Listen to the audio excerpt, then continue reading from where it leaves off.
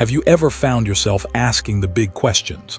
Questions that stir deep within our souls. Why are we here? What is the nature of existence? Is there a higher power guiding our lives? For centuries, humanity has searched for answers, often turning to the idea of God, a supreme creator, a divine being who governs the universe and our fate.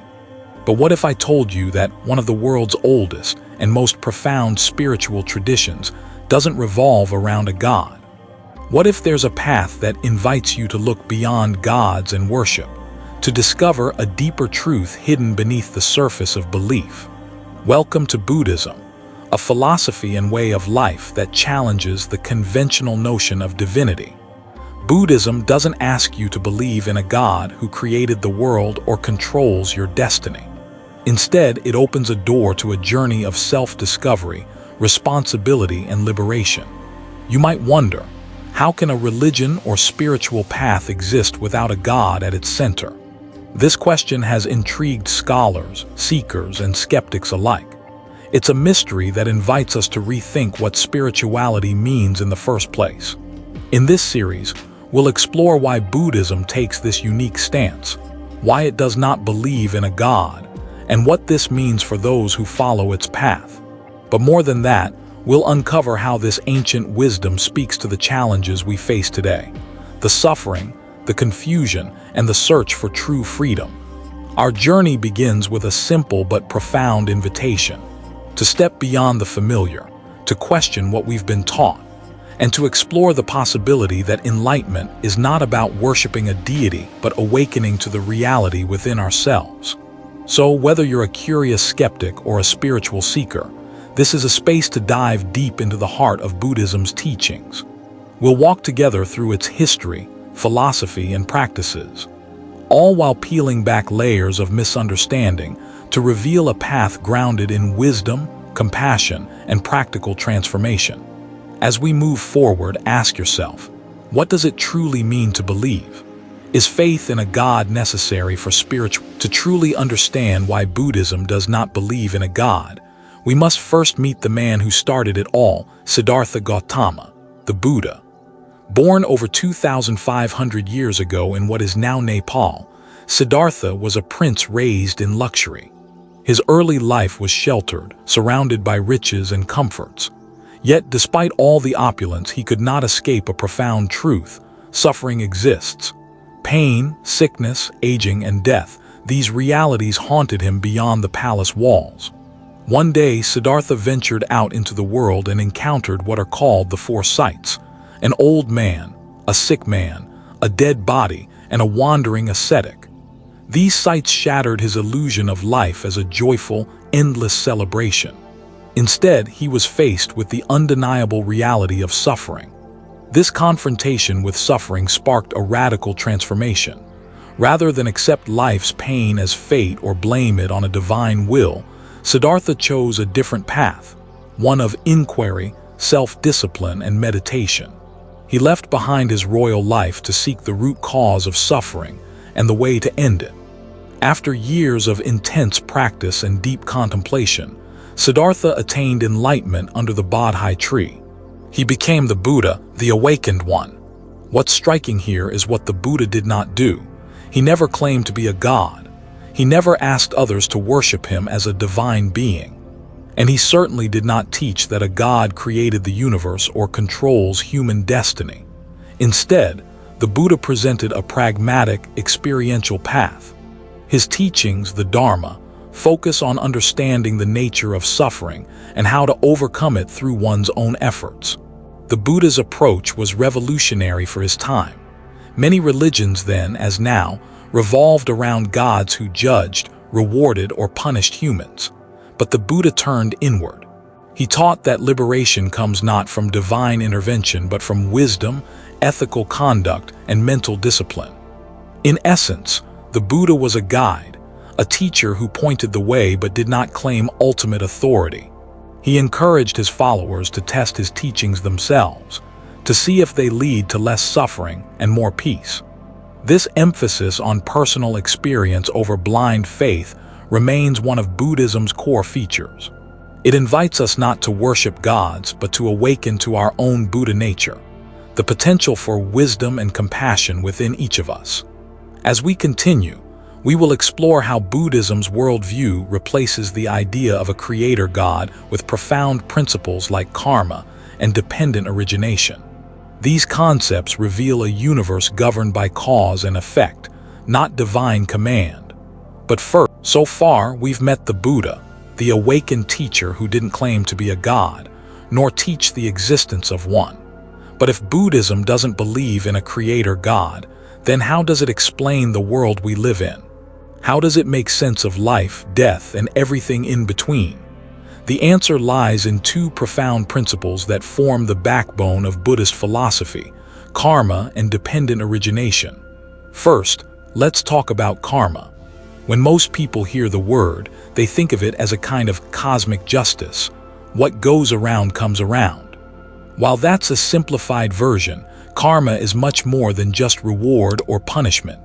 It's the natural law of cause and effect. In Buddhism, karma means that every action, word, or thought creates an impression, a seed that will ripen into future experiences. These aren't handed down by a god as judgment, but naturally unfold based on the conditions we create. Imagine planting a seed. You don't need a gardener to make it grow. If you plant a mango seed in fertile soil with water and sunlight, it will sprout and eventually bear fruit. Karma works in a similar way. Our intentions and actions plant seeds that shape our lives. This understanding shifts the responsibility squarely on our shoulders. We are the architects of our own future, not pawns of a divine plan. This empowers us, but also calls for mindfulness and ethical living. Now, how does the world itself arise? Buddhism answers this with the concept of dependent origination, or pratityasamutpada in Sanskrit. Dependent origination teaches that nothing exists independently. Everything arises due to a complex web of causes and conditions. Like a delicate tapestry woven from countless threads, every event and thing depends on something else. For example, a flower doesn't exist by itself. It depends on the seed, soil, water, sunlight, and countless other factors. Remove any of these and the flower cannot bloom. This principle extends to all of life. There is no permanent, unchanging self or creator. Instead, everything is interconnected and constantly changing. This challenges the very idea of a God who stands apart, who creates and controls everything. Buddhism invites us to see the universe as a dynamic flow of cause and effect, not a fixed design by a divine maker. What does this mean for us personally? It means our suffering and happiness are not dictated by fate or a God's will, but by the conditions we create through our choices, habits, and awareness. It also means liberation isn't about pleasing a God, but understanding and transforming these causes and conditions. By seeing clearly how our actions lead to suffering or peace, we can choose wisely and break free from harmful patterns. In this light, Buddhism presents a deeply practical spirituality, one rooted in understanding reality as it truly is, not as we wish it to be. As we move on, we'll explore why believing in a creator God can sometimes be a barrier on this path, and how Buddhism offers a different approach, one that demands courage, responsibility, and self-awakening. But before we go, as we journey deeper into Buddhist thought, a striking question emerges. Could the very idea of a creator God be standing in the way of true spiritual freedom? At first glance, belief in God often offers comfort, a sense of order, purpose, and protection. Many find solace in trusting that a divine power watches over them, guides them, and ultimately decides what happens. But Buddhism invites us to look beneath this comforting surface, to see the unseen chains that such belief can impose. Here's the crux. When we believe that an all-powerful God controls our fate, it can encourage passivity. We might find ourselves waiting for divine intervention, expecting salvation to come from outside rather than taking responsibility for our own awakening.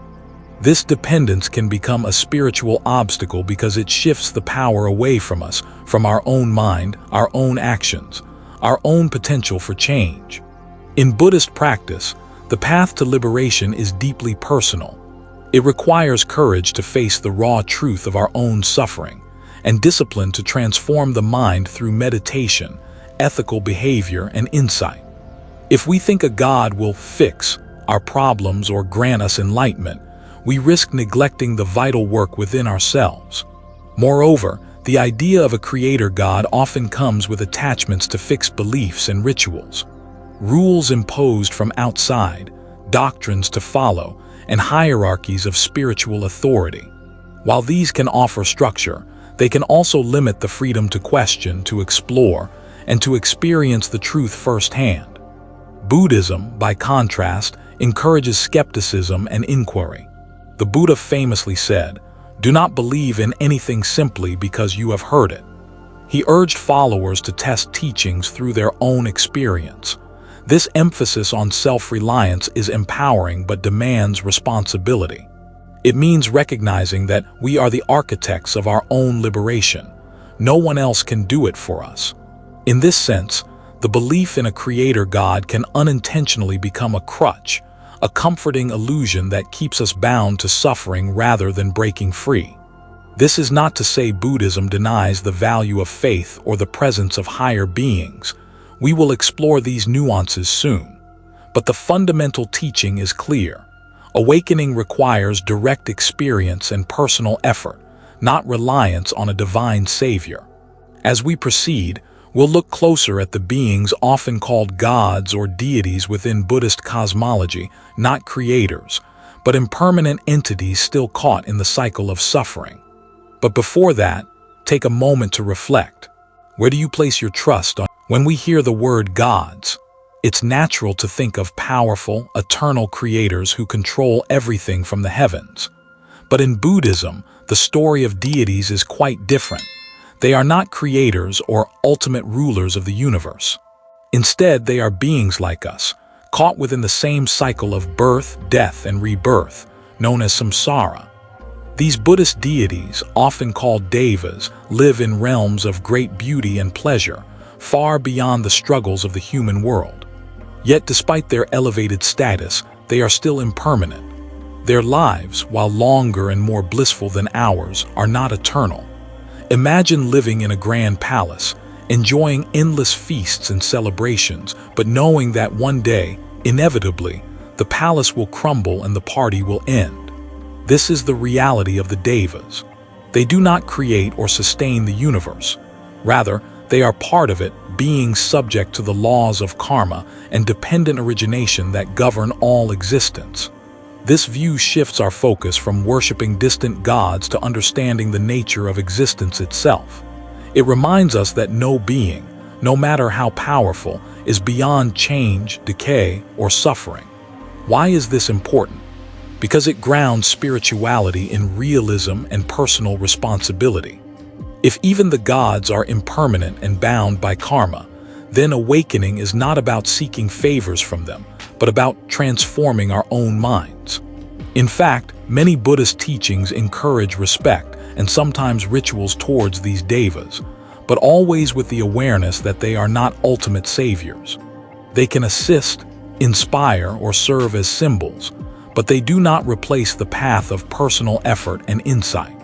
This perspective also dissolves the fear or hope that our fate lies in the hands of capricious gods. Instead, it places power where it belongs within each of us. As we reflect on this, we see Buddhism's remarkable middle way, neither denying the existence of gods nor elevating them to absolute status.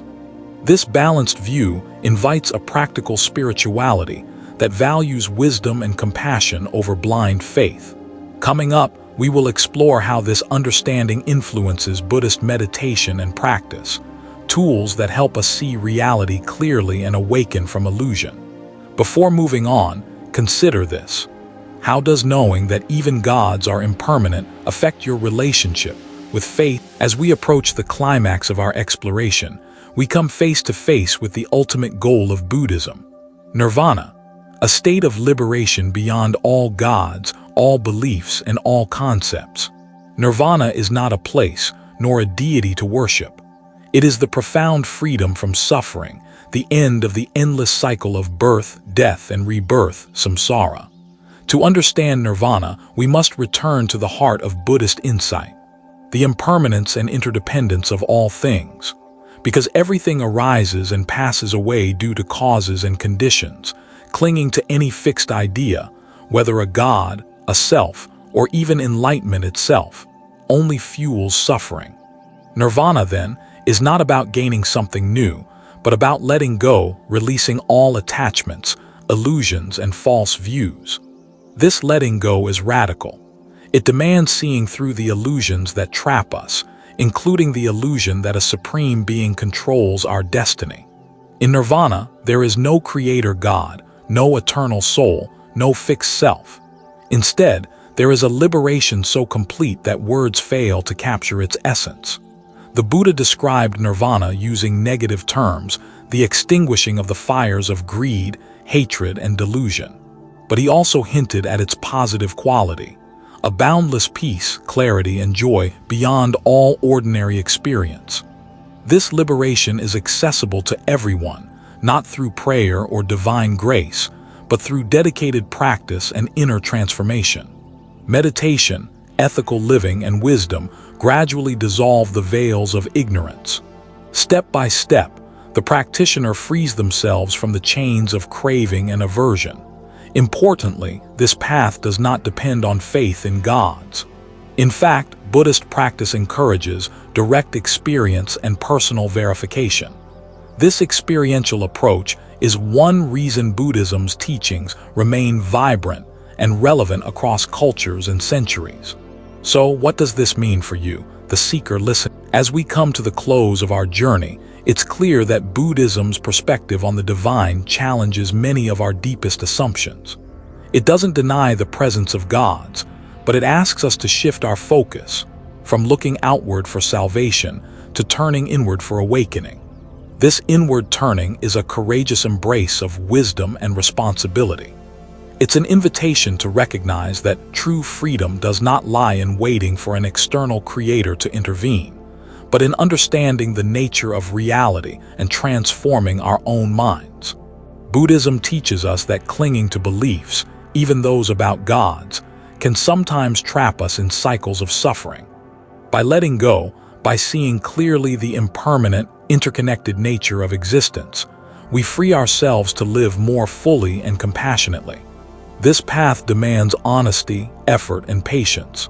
It honors the human capacity for insight and change, empowering each of us to become the architects of our own liberation. As you reflect on this teaching, ask yourself, what would it mean to embrace this wisdom in your own life? How might your understanding of responsibility, freedom, and faith deepen? If this exploration has sparked your curiosity or touched something within you, I invite you to like this video, share it with friends who might also find it meaningful, and subscribe to the channel for more insights into Buddhist philosophy and practice. Your engagement helps us create a community of seekers, people who question, learn, and awaken together. Thank you for walking this path with